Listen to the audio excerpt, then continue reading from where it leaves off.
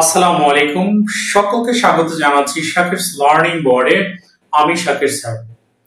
আজকের আলোচনার বিষয় হচ্ছে মডিফায়ার। ইতোমধ্যে প্রি মডিফায়ার নিয়ে আলোচনা করেছি। সো আজকের ক্লাসটি হচ্ছে পোস্ট মডিফায়ার নিয়ে। So let's begin the video.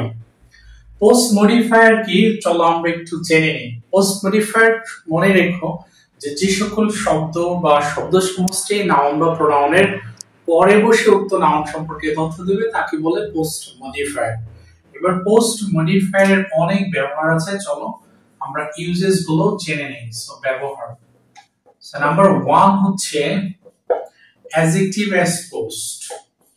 Adjective as post তার মানে অ্যাডজেক্টিভ পোস্ট মডিফায়ারে কাজ করতে পারে। আমরা শুধু এক্সাম্পল দিচ্ছি যেন তোমার জন্য সহজ হয়, এর কোনো লেখা নেই। তোমার মাথায় রাখতে হবে যে অ্যাডজেক্টিভ নাউন বা প্রোনাউনের পরে বসে পোস্ট মডিফায়ারের কাজ করবে। যেমন ধরো এক্সাম্পল লিখি, কয়েক এক্সাম্পল দিয়ে দিচ্ছি যেন তোমার বুঝতে সুবিধা হয়। ধরো আমি লিখলাম যে is there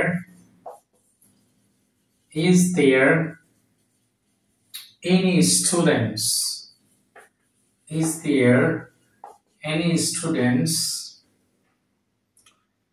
dash in English? Suppose একটু মনোযোগ দাও, is there any students dash in English? এখানে আমি ফাঁকা রেখেছি, ব্ল্যাঙ্কস রেখেছি তোমাকে একটি অ্যাডজেক্টিভ ইউজ করার জন্য। কেন দেখো এখানে স্টুডেন্টস হচ্ছে নাউন, সো আমরা বলছি নাউন বা প্রোনাউনের পরে ইউজ করতে হবে। সো আমরা লিখতে পারি is there any students dash in English, এর মানে তুমি দিতে পারো strong in English, তুমি চাইলে strong in English, তুমি চাইলে weak in English, তুমি চাইলে এক্সপার্ট ইন ইংলিশ। তার মানে তোমার হাতে অনেক অপশনস আছে। সেন্টেন্সটি সুন্দর মতো পড়বা, পড়ে দেখবা কি ধরনের অ্যাডজেক্টিভ ইউজ করলে পূর্ণ বাক্য অর্থাৎ পুরো বাক্যটি সুন্দর মতো একটি অর্থ প্রদান করে। সো সেক্ষেত্রে তুমি তোমার উপর ডিপেন্ড করবে কি ধরনের অ্যাডজেক্টিভ তুমি এখানে পুশ করবে। ধরো আমরা যদি আরেকটি एग्जांपल লিখি, সেটি হচ্ছে এরকম যে there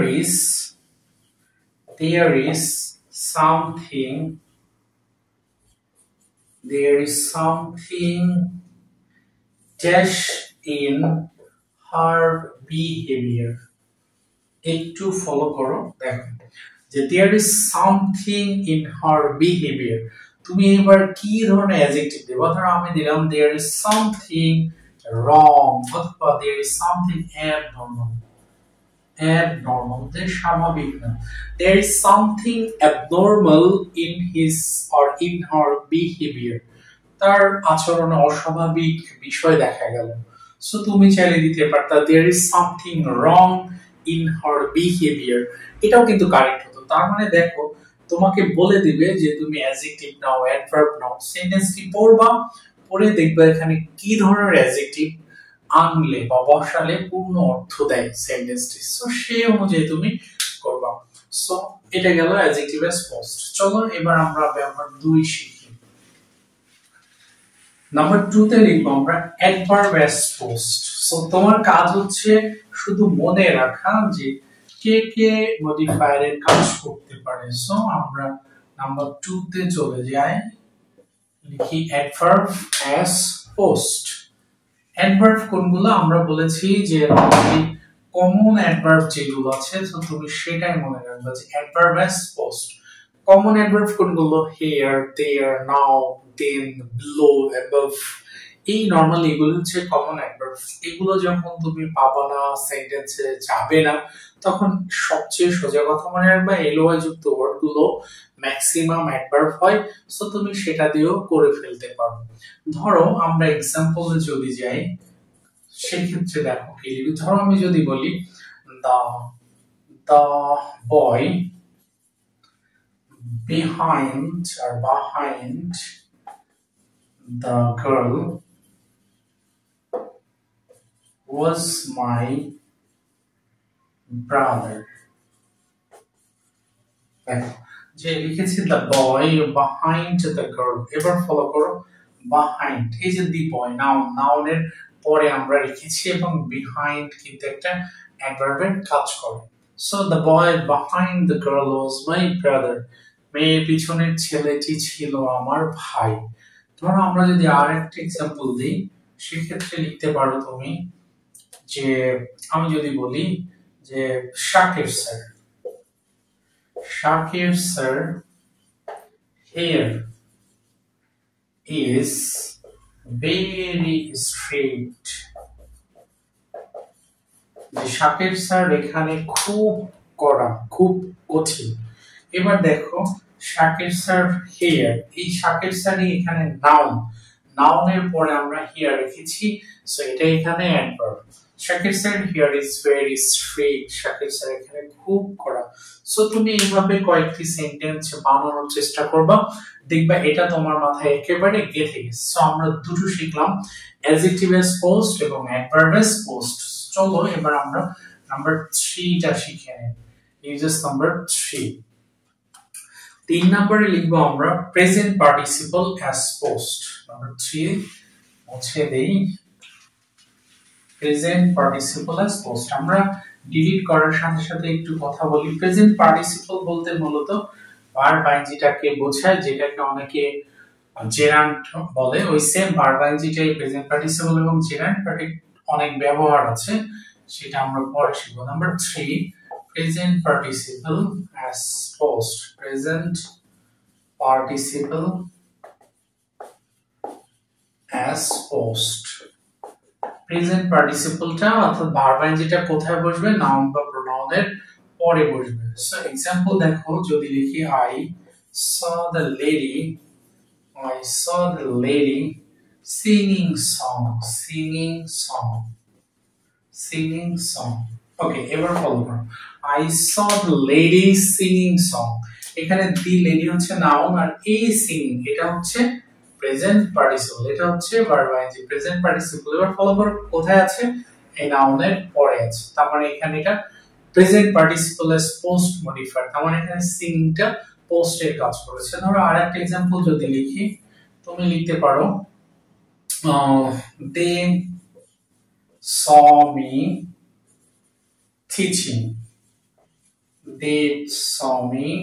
teaching English। ওকে, দেখো যে they saw me teaching English, তারা আমাকে দেখলো ইংরেজি পড়াতে বা শেখাতে। এবার ফলো করো, এই টিচিং এখানে হচ্ছে হলো তোমার ভার্ব আইএনজি। তো আমরা জানি নাউন বা প্রোনাউনের পরে ভার্ব আইএনজি বসলে সেটি হবে present participle S post modifier. এখানে মি এটা হচ্ছে প্রোনাউন, এবং প্রোনাউনের পরে আছে ভার্ব আইএনজি। সো এইভাবে তুমি एग्जांपल তৈরি করার চেষ্টা করবা, দেখবে এগুলো গেঁথে গেছে। নাম্বার 4 এ চলে যাই, past participle as post। Number 4 হচ্ছে past participle as post। past participle সম্পর্কে আমরা সবাই একটু কম বেশি জানি, সেটা হচ্ছে কি V3। আমরা তার মানে V3 ইউজ করব নাউন বা প্রোনাউনের পরে। যদি আমরা V3 টা নাউন প্রোনাউনের পরে ইউজ করি, সেটি হবে পোস্ট মডিফায়ার। ওকে, যেমন एग्जांपल, কিছু एग्जांपल দিলেই তোমার জন্য ক্লিয়ার হয়ে যাবে। ধরো আমরা একটা एग्जांपल দিলাম যে প্রিমডিফায়ারে ছিল হচ্ছে V3 টা নাউনের আগে, আর এবার হচ্ছে নাউন বা প্রোনাউনের পরে। তাহলে আমি যদি বলি the story told by Shakir sir, the story told by Shakir sir was very interesting, আচ্ছা এবার ফলো করো যে the story told by, দেখো স্টোরিটা হচ্ছে নাউন, আর এই যে told এটা হচ্ছে হলো V3, তার মানে past participle হচ্ছে told, কার পরে আছে? নাউনের পরে আছে। সো নাউনের পরে বসে এখানে পোস্ট মডিফায়ারের কাজ করেছে। ধরো আমরা আরেকটা एग्जांपल যদি দেই, সেক্ষেত্রে তুমি আরো বুঝতে তোমার সহজ হবে। যেখানে ছিল the story told by Shakir sir was very interesting। ধরো এবার আমি দিলাম the mobile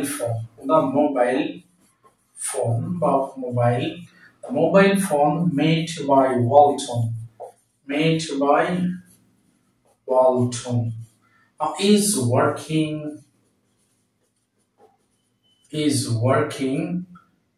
well।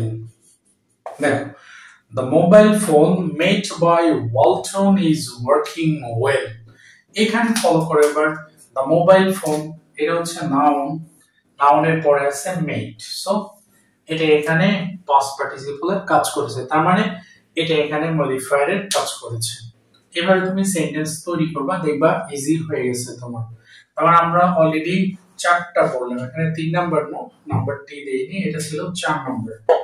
তারপর আমরা পড়লাম adjective as post, adverb as post, এরপরে আমরা পড়লাম প্রেজেন্ট পার্টিসিপল অ্যাজ পোস্ট, এরপরে পড়লাম পাস্ট পার্টিসিপল অ্যাজ পোস্ট। তার মানে আমরা 4টি পোস্ট মডিফায়ার অলরেডি শিখে ফেলেছি। এবার আমরা 5th নাম্বারে যাই, নাম্বার 5। নাম্বার 5 হচ্ছে appositive as post, appositive as post. আচ্ছা, অ্যাপোজিটিভটা একটু আগে বুঝে নেই আমরা এখানে লিখবো না, সংজ্ঞাটা একটু মনে রাখবা। অ্যাপোজিটিভ শব্দের অর্থ হচ্ছে উপাধি বা পদবি। তার মানে হচ্ছে দুটো নাউন পাশাপাশি বসে যদি একজনকেই বোঝায়, সেটা হতে পারে ব্যক্তি, হতে পারে বস্তু, সেই ক্ষেত্রে দ্বিতীয় নাউনটি হচ্ছে প্রথম নাউনটির অ্যাপোজিটিভ বা উপাধি।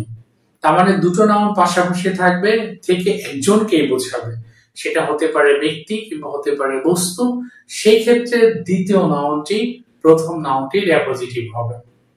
আর অ্যাপোজিটিভের বিষয় হচ্ছে একটু মাথায় রাখতে হবে, আমরা যাকে চিনি বা জানি, যে ফেমাস ব্যক্তি যিনি, তার উপাধি তাই দিতে হবে, আর যাকে আমরা চিনি না ইচ্ছা মতো আমরা বানিয়ে দিব। সো চলো এক্সাম্পলে চলে যাই। এক্সাম্পলে গেলেই আমরা একেবারে সোজাভাবে সহজভাবে বুঝতে পারবো। ধরো নাম্বার 1, আচ্ছা ধরো দিলাম আমি যে কাজী নজরুল ইসলাম, কাজী নজরুল ইসলাম।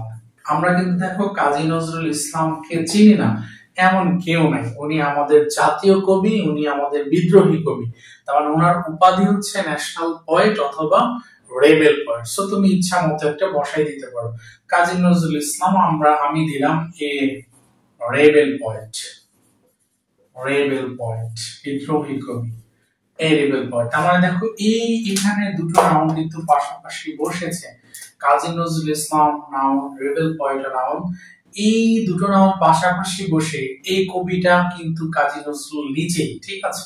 সো এই ক্ষেত্রে কাজী নজরুলের উপাধি হচ্ছে রেবেল পোয়েট, কাজী নজরুল ইসলাম এ রেবেল পোয়েট। এরপর আমরা লিখি ইজ লাভড বাই অল, তার মানে সারা বাংলাদেশের মানুষই তাকে ভালোবাসে, অথবা ইজ রেসপেক্টেড বাই অল। ওকে, এটা হচ্ছে হলো কাজী নজরুল ইসলামের উপাধি। ধরো আমরা যদি আরেকটা এক্সাম্পল বলি, সেক্ষেত্রে ধরো আমি যদি বলি শাকের স্যার। ওকে, শাকের স্যার, তুমি শাকের স্যার উপাধি বানাতে পারো, সোজাভাবে বানাবো। ধরো শাকের স্যার বিভিন্ন বিশ্ববিদ্যালয় কলেজে কাজ করেছে, সেগুলো তুমি চাইলে দিতে পারো। আর যদি একেবারে সহজ করে উপাধি বানাও, তুমি দিতে পারো শাকের sir an English teacher, an English lecturer। কারণ যেহেতু আমরা কলেজ বিশ্ববিদ্যালয়ে পড়াই, সো সেক্ষেত্রে আর টিচার হয় না, সেখানে লেকচারার দিতে হয়। সো তুমি দিলে an English lecturer। এই যে শাকের স্যার an English lecturer, কোন প্রতিষ্ঠান আছে চাইলে আমি দিতে পারি, সহজ করলাম। শাকের sir an English lecturer teaches us English, ওকে। দেখো হয়ে গেল যে শাকের স্যার একজন English lecturer, an English lecturer, এটাই হচ্ছে শাকের স্যারের উপাধি, আমাদের ইংরেজি পড়া। সো এইভাবে হলো তুমি অ্যাপোজিটিভ সাজাবো। ধরো তুমি যদি আমরা কাউকে না চিনি, বলছি ইচ্ছা মতো, ধরো যদি বলতাম টিনা, আমরা টিনাকে চিনি না, তুমি চাইলে লিখতে পারবা Tina a good girl, Tina a naughty girl, Tina a salacious girl, Tina a mother of 4 childs। তার মানে তুমি ইচ্ছা মতো এখানে লিখে দেবা। বাট যাকে আমরা চিনি, যিনি ফেমাস পারসন, তার উপাধি কিন্তু তাই দিতে হবে। ওকে, আমরা অ্যাপোজিটিভ শিখে গেলাম। আমরা 5টি জিনিস পড়ে ফেললাম অলরেডি, 5টি মডিফায়ার, সেটা হচ্ছে adjective, adverb, present participle, past participle, এবং লাস্ট ওয়ানে কেবল শিখলাম আমরা অ্যাপোজিটিভ। অ্যাপোজিটিভটা সবার মনে আছে, বলছি দুটো নাউন পাশাপাশি বসে একই ব্যক্তি বা বস্তুকে বোঝাবে, সেক্ষেত্রে দ্বিতীয় নাউন হবে প্রথম নাউনের অ্যাপোজিটিভ। এবার আমরা নাম্বার 6 এ চলে যাই। 6 এ আমরা শিখব ইনফিনিটিভ, ইনফিনিটিভ অ্যাজ পোস্ট। আর একটা বিষয় হচ্ছে কি, যে তুমি যখন বোর্ড কোশ্চেন করবা, তখন এগুলো লিখে দিবে যে তুমি ইনফিনিটিভ ইউজ করো বা ইনফিনিটিভ ফ্রেজ ইউজ করো, অ্যাডভার্ব ইউজ করো, তোমার জন্য সহজ, সব মুখস্থ করার দরকার নেই, তুমি শুধু অ্যাপ্লাইটা শিখবা। ইনফিনিটিভ বলতে নরমালি কাকে বোঝায়? একেবারে সহজ জিনিস। ইনফিনিটিভ বলতে বোঝায় 2 + V1, তার মানে নাউন প্রোনাউনের পরে তুমি শুধু 2 + V1 বসিয়ে যাবে। যদি কখনো ফ্রেজ চাওয়া হয় সেই ক্ষেত্রে অতিরিক্ত একটা ওয়ার্ড নিয়ে আসবে। ধরো এক্সাম্পল যদি বলি যে কামরুল, কামরুল হচ্ছে আমার আপন ছোট ভাই, যে সাবেক ফুটবলার, অনেক ভালো ফুটবল খেলতো, ইনজুরির কারণে ফুটবল থেকে সরে গেছে এবং ইনজুরির কারণে আমি ক্রিকেট থেকে সরে গেছি। আমরা দু ভাই কিন্তু স্পোর্টসম্যান ছিলাম, আর আলটিমেটলি ইনজুরির কারণে আমাদেরকে মুভ করতে হয় এবং এই পেশায়, বিভিন্ন পেশায় আমাদেরকে এখন ইনক্লুডিং হতে হয়েছে। So Kamrul went to London. Kamrul went to London to play football. আচ্ছা, এবার ফলো করো যে এখানে ইনফিনিটিভটা কোথায় ইউজ করছি। দেখো লন্ডন, এটা হচ্ছে নাউন, এটা নাউন, এরপরে আমরা ইউজ করেছি টু প্লে, সো এটাই হচ্ছে হলো এখানে ইনফিনিটিভ। তার মানে এইভাবে তোমাকে ফাঁকা রেখে দিবে, তুমি সেটা পূরণ করবে। Kamrul went to London to play football। ধরো যদি বলতাম কামরুল went to বরিশাল, সেই ক্ষেত্রে পুরোটা ফাঁকা রাখছি, তুমি চাইলে লিখতে পারবা to play cricket, to play football, to sing song, যা মনে চায়, ওকে, ইচ্ছা মতো করতে পারবে। ধরো আমরা আরেকটি এক্সাম্পল দিচ্ছি তোমাকে, তোমার বোঝার জন্য। ধরো বললাম যে we went to Faridpur, Faridpur is my home district, যে we went to ফরিদপুর, আমরা ফরিদপুরে গিয়েছিলাম to meet শাকির স্যার। আমারটা দিয়ে আমরা লিখলাম বোঝার জন্য যে we went to Faridpur to meet Shakir sir. আচ্ছা দেখো তো, ফরিদপুর কিন্তু এখানে নাউন, এই যে to meet, এটাই হচ্ছে এখানে ইনফিনিটিভ 2 + V1। দেখো আমরা ফরিদপুরে গিয়েছিলাম শাকির স্যারের সাথে দেখা করতে, to meet Shakir sir, so with দেওয়া দরকার নেই, তুমি চাইলে লিখতে পারতা we went to Faridpur to visit, ভ্রমণ করতে গেছিলাম, we went to Faridpur to see the tiger। মানে তোমার যেটা মনে আসে পূর্ণাঙ্গ একটি বাক্য শেষ করতে পারলেই হইল।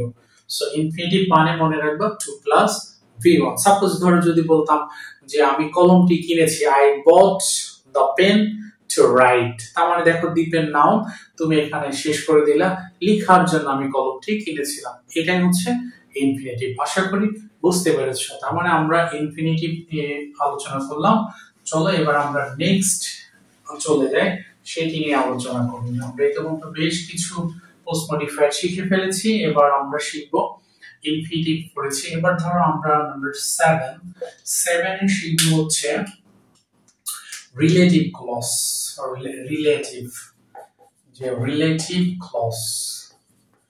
Relative clause as post. তার মানে যে রিলেটিভ ক্লজ বলতে কি হচ্ছে যে রিলেটিভ প্রোনাউন দিয়ে যদি তোমাকে ক্লজ চাওয়া হয়, সেই ক্ষেত্রে রিলেটিভ প্রোনাউন দিয়ে পুরো একটি বাক্য তুমি লিখে দিবা, সেটা হচ্ছে ক্লজ। ক্লজ মানে হচ্ছে শব্দ সমষ্টি, অনেকগুলো শব্দ নিয়ে একটি বাক্য তৈরি হয়, ওটাকে বলা হয় ক্লজ। যেমন ধরো এক্সাম্পল দিচ্ছি, ধরো আমি যদি বলতাম যে I know the boy। এবার দেখো নাউনের পরে আমি পুরোটা ফাঁকা রেখে দিছি, এখানে তুমি রিলেটিভ করবে। I know the boy who came here yesterday। দেখো I know the boy who came here yesterday। এবার ফলো করো I know the boy, এই the boyটা হচ্ছে নাউনের পরে বলছে রিলেটিভ ক্লজ, মানে পুরো একটা বাক্য লিখো, সেটা তোমার উপর ডিপেন্ড করে তুমি কি লিখবা। আমি ছেলেটিকে চিনি, এখানে যেহেতু ব্যক্তি আছে সেক্ষেত্রে রিলেটিভ প্রোনাউন নিলাম হু, এরপর পুরো একটা বাক্য লিখলাম হু কেম হিয়ার ইয়েস্টারডে। আমি জানি ছেলেটিকে যে এখানে গতকাল এসেছিল। তুমি চাইলে লিখতে পারতো I know the boy who is very brilliant, who is very talented। এটাও হতো, তুমি চাইলে লিখতে পারতো I know the boy who is very salacious boy, who is very sassy boy, যে খুব বেহায়া ছেলে, দুশ্চরিত্র ছেলে। তার মানে রিলেটিভ ক্লজ চাইলে তোমার উপর ডিপেন্ড করবে, ব্যক্তি হলে হু দিবা, বস্তু হলে হুইজ দিবা। তাই আমি যদি বলতাম যে আই বট আ পেন, তুমি লিখতে পারো রিলেটিভ ক্লজ তোমাকে বলছি ইউজ করো, তুমি লিখবো হুইচ ইজ রেড কালারড, হয়ে গেল রিলেটিভ ক্লজ। তার মানে মাথায় রেখো রিলেটিভ ক্লজ যদি চাওয়া হয় সেক্ষেত্রে হু হুইচ এবং এক্সট্রা ওয়ার্ড দিয়ে তুমি করে যাবা, সেটা তোমার উপর ডিপেন্ড করবে। ওকে, এবার তুমি রিলেটিভ ক্লজটি শেষ করব। ওকে, চলো আমরা এরপরে নেক্সট 7 হলো আমরা এর পরেরটা আলোচনা করি। এরপরে অ্যাডভার্বিয়াল ফ্রেজ আছে, প্রিপজিশনাল ফ্রেজ আছে, এক এক করে আমরা সবগুলো শিখে নিই। নাম্বার 8 এরপর হচ্ছে prepositional phrase. prepositional phrase, prepositional phrase as post, prepositional phrase as post। আচ্ছা, prepositional phrase কেন বললো? যে তুমি preposition নেওয়ার পরে অতিরিক্ত একটা শব্দ নিবা, সেটাই হয়ে যাবে prepositional phrase। এক্সাম্পল চলে যাই, তাহলে আমরা পানির মতো বুঝতে পারবো। ওকে, ধরো আমি যদি বলি example, the cat with blue eyes, okay, the cat with blue eyes is mine। সহজ বাক্য লিখলাম। এবার ফলো করো the cat, এটা হচ্ছে নাউন, নাউনের পরে বলছে প্রিপজিশন। দেখো দিছি প্রিপজিশন, এই প্রিপজিশনাল ফ্রেজ। প্রিপজিশনাল ফ্রেজ বলতে একটা প্রিপজিশন দাও, এরপরে ফ্রেজ মানে অতিরিক্ত শব্দ আনো। আমি যেমন আনছি the cat with blue eyes, নীল চোখ বিশিষ্ট বিড়ালটি is mine, আমার। সো এইভাবে তুমি তৈরি করবে। তার মানে with blue eyes এই পুরোটাই হচ্ছে প্রিপজিশনাল ফ্রেজ। চলো আরেকটা एग्जांपल যদি দেই, ধরো আমি এই ক্যাট দিয়ে যদি আবার লিখি the cat, তুমি চাইলে the cat সাপোজ মনে করো চেয়ারের উপর আছে, তো লিখবা on the chair, the cat on the chair looks very beautiful, okay, তুমি তোমার মতো সেন্টেন্স সাজাও। the cat on the chair looks very beautiful, তার মানে চেয়ারের উপর বিড়ালটি দেখতে খুব সুন্দর। এখানে the cat এটা হচ্ছে নাউন, নাউনের পরে আছে on the chair, এটাই হলো প্রিপজিশনাল ফ্রেজ। তার মানে যখন প্রিপজিশনাল ফ্রেজ চাওয়া হবে, তুমি একটা প্রিপজিশন দেবা, এরপরে অতিরিক্ত একটা শব্দ তুমি তোমার মতো করে বসিয়ে যাবা। ওকে, আমরা শিখলাম adjective, adverb, present participle, past participle, এরপর আমরা শিখেছি অ্যাপোজিটিভ, আমরা ইনফিনিটিভ শিখলাম, প্রিপজিশনাল ফ্রেজ শিখলাম, এবং আমরা শিখলাম হচ্ছে রিলেটিভ ক্লজ। সো আমরা অনেকগুলো পোস্ট মডিফায়ার শিখে ফেলেছি। তোমাদের কাজ হচ্ছে এই বিষয়গুলো সুন্দর মতো পড়ে প্রত্যেকটা নিয়ম দিয়ে তুমি 2, 4, 5 যত পারো দা মোর ইউ ক্যান তুমি সেন্টেন্স প্রডিউস করো, সেন্টেন্স মেক করো, দেখবে এটা তোমার মাথায় সেট হয়ে গেছে। আর আশা করি এটা যদি তুমি মনে রাখতে পারো, সেন্টেন্স তৈরি করতে পারো, তুমি মডিফায়ার বোর্ড পরীক্ষা যেটা আসে একেবারে ইজিলি সলভ করতে পারবা এবং তোমার একেবারেই সহজ হয়ে যাবে, এবং আই থিংক তুমি ফুল মার্কস পাবা। সো তুমি never forget to subscribe to my YouTube channel. So this will do for the day. Until then, Allah Hafiz. Assalamu alaikum wa rahmatullah.